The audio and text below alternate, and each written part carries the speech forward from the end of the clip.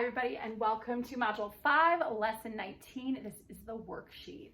So it says up here for your top part, write each fraction as a whole. But we haven't done this yet. Oh wait, we have. We've talked about fractions and how they're like division. So if you think of the fraction bar as a division sign, the first one would be, let me write this in a different color, 5 divided by 5. So you're looking at it as 5, a whole of 5, divided into 5 groups. So how many would be in each group? So think of that division bar, or that fraction bar, as division. So your first number is being divided by your second. And if you need to write a division sign, feel free, but writing fractions as a whole is really looking at it like division. So if you've noticed the last few that we've done, they've been division practice at the top. They were getting you ready to do fractions and use dividing fractions to make whole numbers. So use the number line to compare fractions using greater than, less than, or equal to. So for our first one, we have 4 over 2 compared to 5 over 2. So we're dividing these into halves. So we have a half, and a half. Oops, maybe not, and a half. So we know this is going to be a half. There's your 2 over 2, which equals 1 if you divide it. 3 over 2, 4 over 2, and then 5 over 2. So when we're looking at these on a fraction bar, the furthest one out is going to have the greatest amount, or it's going to be the longest. So if we look at where they're at, I'm going to put a different color here. We have 4 over 2. Ooh, my skinny markers are out now. 4 over 2, and then we have 5 over 2. So which one is further, 4 over 2 or 5 over 2? 5 over 2 is further out, that means it's greater. So therefore, 4 over 2 is less than 5 over 2. So we're going to slide that up. This time we're dividing it into thirds. So we're looking at 6/3 and 2/3. I kind of made it messy, sorry about that. So I'm going to do 2 lines in between, 1/3, 2/3, 3/3, 4/3, 5/3. I'm going to come over here so that you can see it. We're going to do 6/3, 2 lines, 7/3, 8/3, and then over here would be 9/3. I just realized I didn't have to go that far. I could have stopped at 6/3. So 6/3 is the one we're looking at, and we're comparing it down here to 2/3. So when I'm looking at the distance from 0, which one's going to have the greater amount? So if I'm cutting fabric or I'm cutting something up, so here's my 6/3 and here is my 2/3. Can't really see it that way either, but 2/3 is here, 6/3 is here. The one that's further out is the greatest one, and the greatest one actually is the first one. So 6/3 is going to be greater than 2/3.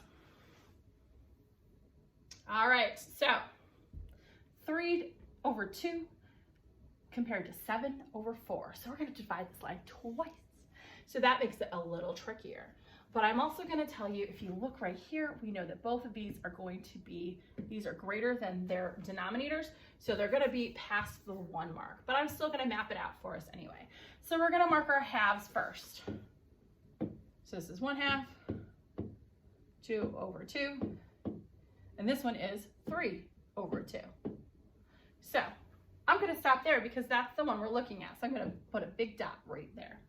So we've done our mapping for our halves. Now I'm going to do a different color for our fourths.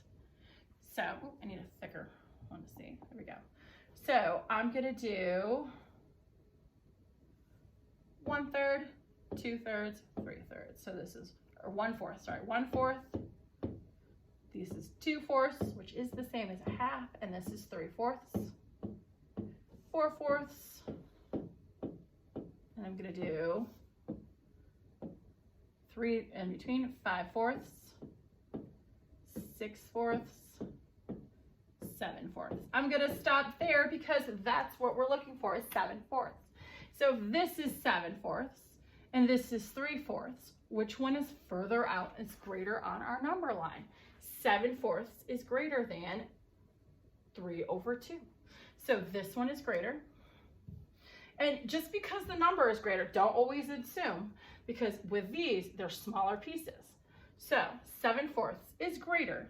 Oh, 3/2 is less than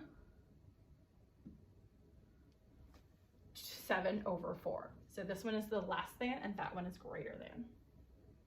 And our last question for this one is 8/4 versus 14/8, or 14/8. So for this one, we are looking at our fourths first. I'm going to do our fourth, maths out our fourths first. We've been doing that in purple, the first one in purple, so I'm going to stick with that. So we're doing fourths. We're doing 1/4, 2/4, 3, oops, that was terrible. Let's try it again. 1/4, 2/4, 3/4, 4/4, 5/4, 6/4, 7/4, 8/4. I know my fractions well enough now, so I really don't even have to do them out. I know where I should be lining up.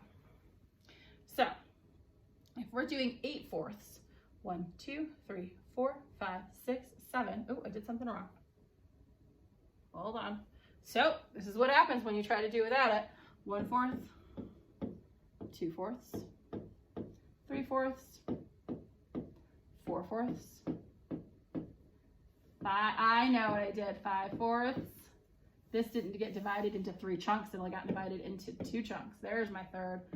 6/4, 7/4, 8/4. And I'm going to stop there because that's what I'm looking for is 8/4. So I'm going to make a big purple dot right there. I'm going to come back for my 18ths, or my 8ths. Sorry, my 8ths. So we're dividing this into 8ths. So I know that this is going to be 8. Oops, I want a different color. Sorry.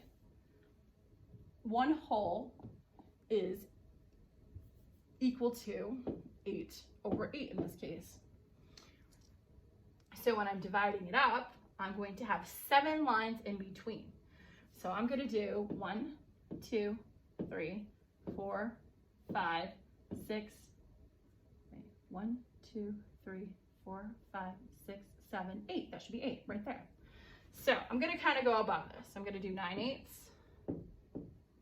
10/8, and remember I'm looking for 14/8, 11/8, 12/8, oops, 13/8, 13/8, 14/8.